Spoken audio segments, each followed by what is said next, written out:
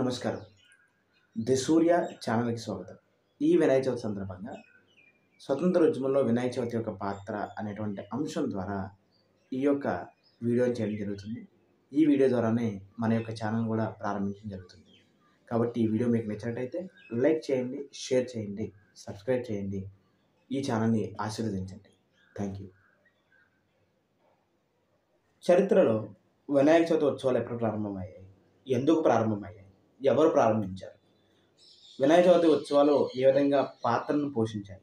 ఈ విషయాలన్నీ కూడా తెలుసుకోవాలి. తెలుసుకునే ముందు మనం ఒకసారి ఈ చరిత్రలోకి వెళ్దాం.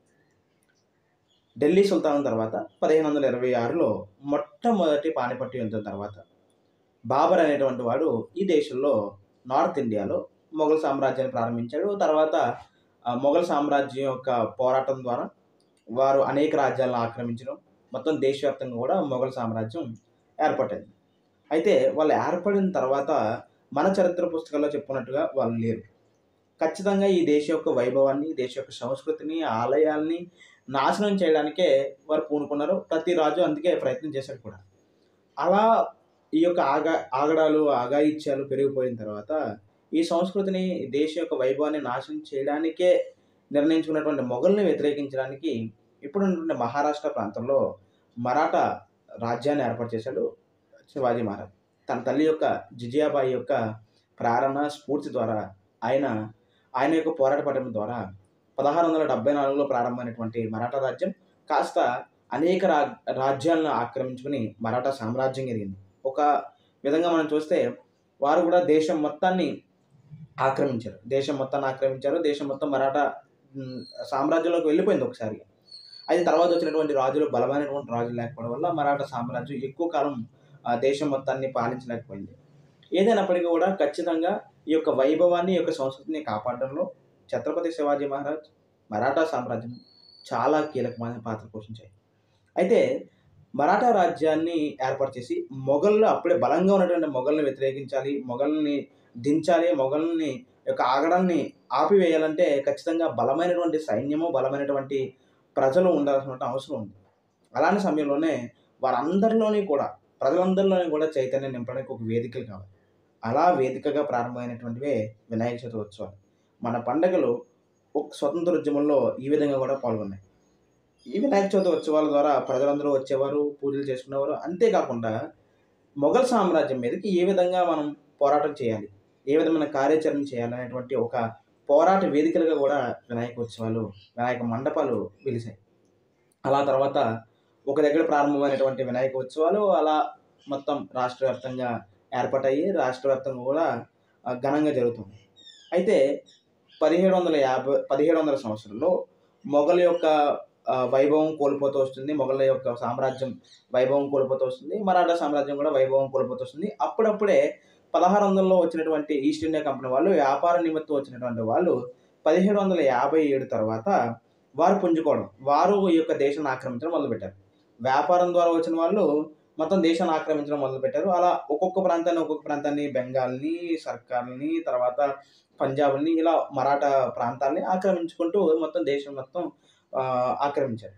అయితే తర్వాత వారి భావన ఏంటి అని అంటే, ఈ యొక్క వినాయక ఉత్సవాలు కనుక దేశం మొత్తం జరిగితే, మళ్ళీ ప్రజలందరూ కూడా ఒక్క చోట జరిగితే, ఇవే కనుక స్వతంత్ర వేదికలు అయితే కనుక చాలా బలమైనటువంటి తిరుగుబాటు ఉంటుంది. మన యొక్క మనుగడకే ప్రమాదం అని భావించినటువంటి వారు తర్వాత ఈ యొక్క బహిరంగంగా వినాయక చవితి ఉత్సవాలను చేయడాన్ని నిషేధించారు. తర్వాత ఇళ్లలో జరిగేవి చాలా కాలం పాటు జరగలేదు.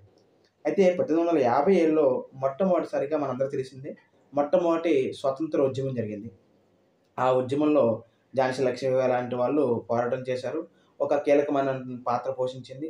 ఆ తర్వాత మన పోరాట పటం చూసినటువంటి వాళ్ళు ఈస్ట్ ఇండియా కంపెనీని తీసేసి నేరుగా బ్రిటిష్ ప్రభుత్వమే మన యొక్క దేశాన్ని పరిపాలించడం మొదలుపెట్టింది. అలా మొదలైనటువంటి మన యొక్క స్వతంత్ర సంగ్రామం 1893లో బాలగంగాధర్ తిలక్ మళ్ళీ యొక్క గణపతి ఉత్సవాల్ని ప్రారంభించడం జరిగింది. గణపతి ఉత్సవాలతో పాటు శివాజీ ఉత్సవాలను కూడా ప్రారంభించడం జరిగింది. ప్రారంభించి ఆయన యొక్క విధానం కూడా ఒకటే, ప్రజలందరినీ ఒక దగ్గర తీసుకురావాలి, వారందరికీ కూడా స్వతంత్ర ఉద్యమ కాంక్షను తెలియజేయాలి, స్వతంత్రం అంటే ఏంటో తెలియజేయాలి, మనల్ని మనమే పరిపాలించుకోవాలనేటువంటి భావజాలం. ఆ భావజాలంతో పుట్టినటువంటి ఈ యొక్క వినాయక చవితి మండపాలు చాలా వేదికలుగా మారాయి. ప్రజలందరినీ కూడా ఒక చోట చేర్చాయి. కలిసి పండగ చేసుకునేవారు. కలిసి ఆ తర్వాత స్వతంత్రోద్యమంలో పాల్గొనడం అనేటువంటిది ఎక్కువగా జరిగింది. ఖచ్చితంగా ఈ విషయాలను మన పాఠ్య పుస్తకాల్లో లేనప్పటికీ కూడా ఖచ్చితంగా ఈ యొక్క స్వతంత్ర ఉద్యమంలో బాలగంగాధర తిలక్ యొక్క పాత్ర చాలా బలంగా ఉంది. అయితే అలా ప్రారంభమైనటువంటి ఈ యొక్క ఉత్సవాలు చాలా బలంగా ఈ యొక్క దేశంలో పనిచేశాయి. ఈ దేశంలో స్వతంత్ర ఉద్యమంలో చాలా కీలక పాత్ర పోషించాయి. ప్రజలందరినీ తీసుకురావడం, కార్యాచరణ కోసం నియమించడం, తర్వాత మండపాలు ఆ విధంగా పనిచేయడం ద్వారా స్వతంత్ర కాంక్ష రావడం, ప్రజలందరూ పాల్గొనడానికి వేదికలయ్యాయి. అది చరిత్ర. అయితే తర్వాత మనందరం గూడా చాలా ఆనందంగా ఈనాటికి ఈ ప్రతి సంవత్సరం గూడా మనం వినాయక చవితి ఉత్సవాలు జరుపుకుంటాము. వినాయక చవితి నవరాత్రులు జరుపుకుంటాము. ముఖ్యంగా యువత, విద్యార్థులు అందరూ కలిసి ఈ యొక్క వినాయక చవితిని చాలా బాగా జరుపుకుంటారు. చాలా అందంగా జరుపుకుంటారు. అయితే ఇప్పుడొచ్చినటువంటి సమస్య ఏంటంటే, మనం ఎవరి మీద పోరాటం చేయాల్సిన అవసరం లేదు. మనం స్వతంత్రంగానే ఉన్నాం. కాకపోతే మనకి ఉన్నటువంటి ప్రకృతిని మనం మన చేతులారానే నాశనం చేస్తున్నామా అంటే అవుననే మాట వస్తుంది. ఎందుకంటే మనం ఉపయోగించేటువంటి ప్లాస్టర్ ఆఫ్ పారిస్ విగ్రహాలు ఏవైతే ఉంటాయో, అవి 9 రోజుల తర్వాత మనం నిమజ్జనం చేసే సమయంలో మనం కాలువల్లో కావచ్చు, నదుల్లో కావచ్చు, చెరువుల్లో కావచ్చు, సముద్రాల్లో కలిపినప్పుడు ఆ యొక్క ప్లాస్టర్ ఆఫ్ పారిస్ అనేటువంటిది ఈ యొక్క సముద్ర జలాల్లో గానీ, నదీ జలాల్లో కాలుష్యాన్ని వెదజల్లుతూ అక్కడ ఉన్నటువంటి మెరైన్ ఎకోసిస్టమ్ మొత్తాన్ని నాశనం చేస్తున్నాయి. ఇలా నాశనం చేయడం ద్వారా చేపల ఉత్పత్తి తగ్గిపోతుంది. ఆ తర్వాత చేపల ఉత్పత్తి తగ్గిపోతే ఒక వర్గం వారికి ప్రాబ్లమ్ అవుతుంది. ఇలా ఒక లింక్‌గా ఉన్నటువంటి వ్యవస్థని మనం నాశనం చేసిన వాళ్ళవుతాం. కాబట్టి నా యొక్క విన్నపం ఏంటనంటే, చరిత్రలో మన యొక్క వైభవాన్ని గుర్తుపెట్టుకుంటూ, వినాయక చవితి యొక్క వైభవాన్ని, వాటి యొక్క పాత్రని గుర్తుపెట్టుకుంటూ, ఇప్పుడు ప్రకృతిని నాశనం చేయకుండా మట్టి విగ్రహాలను ఉపయోగించండి. ఎకో ఫ్రెండ్లీ విగ్రహాలను ఉపయోగించండి. ఉపయోగించి మన యొక్క పండుగను ఆనందంగా జరుపుకుందాం. జరుపుకుంటూనే ప్రకృతిని కాపాడుకుందాం. సో, చరిత్రని మరవద్దు, ప్రకృతిని కాపాడుకుందాం. ఈ విధంగా మన యొక్క నవరాత్రులను చేసుకుంటూ, ఆ యొక్క భగవంతుని యొక్క కృపకి మనం పాత్రులవ్వాలి. మీ అందరూ పాత్రులవ్వాలని మనస్ఫూర్తిగా కోరుకుంటూ, మీ అందరికీ వినాయక చవితి శుభాకాంక్షలు. మీ సూర్య.